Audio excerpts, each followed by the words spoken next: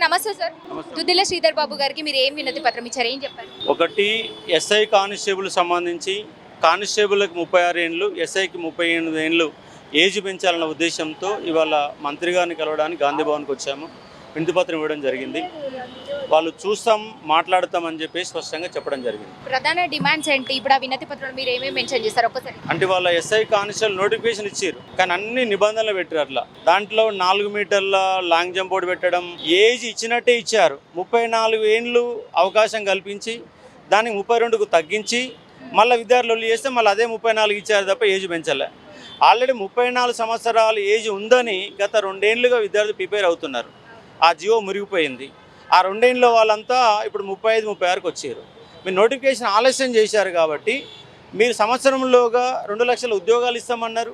దానికి అనుగుణంగా జియో నెంబర్ 31 కూడా జారీ చేశారు. ఆ 2 ఏళ్ళ నోటిఫికేషన్ రాలా.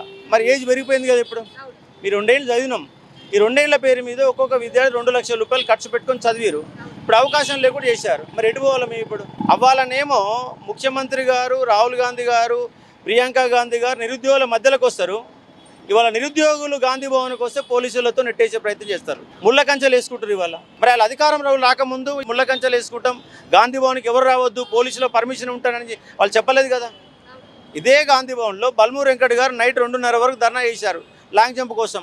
ఎటువంటి వాళ్ళు బల్మూరు వెంకట్? మరి నిరుద్యోగుల జీవితాలతో ఈ ప్రభుత్వాలు ఆడుకుంటున్నాయి. వీళ్ళొక్క నోటిఫికేషన్లు ఇవ్వాల. ఇచ్చిన 13,000 ఉద్యోగాలు, చెప్పే 70,000 ఉద్యోగాలు లెక్కలు చెప్తున్నారు. నిజంగా నోటిఫికేషన్ ఇవ్వకుండా ఉద్యోగం ఇస్తారా? మీ కాంగ్రెస్ గవర్నమెంట్ వచ్చినాక ఎన్ని నోటిఫికేషన్లు ఇచ్చారు?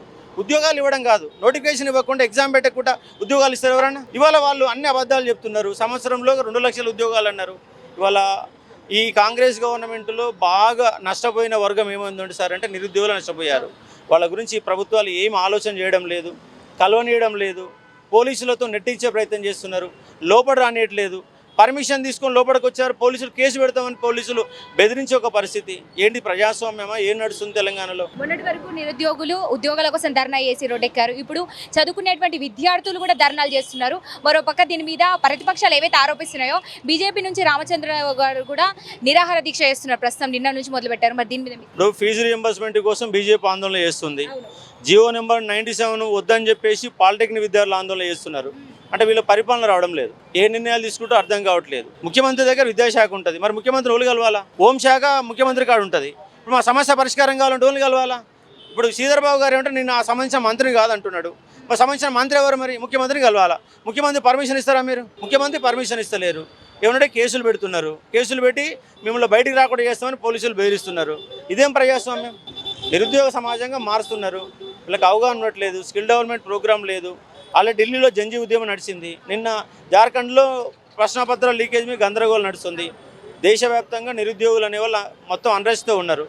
అది కూడా ఈ గవర్నమెంట్ దిగోకముందే వాళ్ళకు కంప్లీట్గా ఆ వ్యవస్థ ఏందో అర్థం కావడానికి అవకాశం అయితే ఉంటుంది కంపల్సరీగా. నిరుద్యోగుల పట్లనే ఇంత వైఖరి చూపిస్తుంది అంటే ఇప్పుడు బీఆర్ఎస్ పార్టీ హయాంలో నిరుద్యోగులకు ముఖ్యంగా స్టూడెంట్స్ అందరూ కూడా నష్టపోయారని చెప్పి ఎన్నుకున్నారు. ఇప్పుడు ఈ అధికారంలోకి వచ్చింది కాంగ్రెస్ పార్టీ. మరి ఇప్పుడు నిరుద్యోగులకు విద్యార్థులకు అన్యాయం జరుగుతుంది. మరి ఏంటి? వాళ్ళకి అధికారం వచ్చింది, నాయకులకు అధికారం వచ్చి విద్యార్థులు రాలే కదా. మేము సీటు మీద కూర్చున్నాం, మాకు న్యాయం జరుగుద్ది. వీళ్ళకేం సంబంధం? అది నిరుద్యోగుల పేరుతో అధికారంలో వచ్చిన ఈ గవర్నమెంట్ గ్రూప్ 1 అడ్డంగా అమ్ముకున్నారు. ఇంతవరకు మళ్ళీ గ్రూప్ 2, గ్రూప్ 3 నోటిఫికేషన్ లేదు. పాత నోటిఫికేషన్ ఎగ్జామ్ పెట్టిరు, పాత డిఎస్కి ఎగ్జామ్ పెట్టిరు. పోలీసు అంతా అయిపోయినాక ఫిలిమ్స్, గ్రౌండ్, మెయిన్స్ అన్నీ అయిపోయినాక పత్రాలు ఇచ్చారు. గురుకులాలు అన్ని ఎగ్జామ్లు అయిపోయినాక పత్రాలు ఇచ్చారు. పత్రాలు ఇచ్చేసి ఉద్యోగాలు అయిపోతాయా? ఇంతకంటే దుర్మార్గమైన గవర్నమెంట్ నాకు ఏది కూడా కనబడతలేదు. చూద్దాం ఏం జరుగుద్దాం. మరి విద్యార్థులు కంపల్సరీగా 36, 38 ఏళ్ళు కావాలా. దానికోసం కార్యాచరణ ప్రకటన చేస్తాం. కంపల్సరీ సాధించుకుంటాం. ప్రభుత్వం యొక్క మెడల్ ఖచ్చితంగా ఉంచుతాం.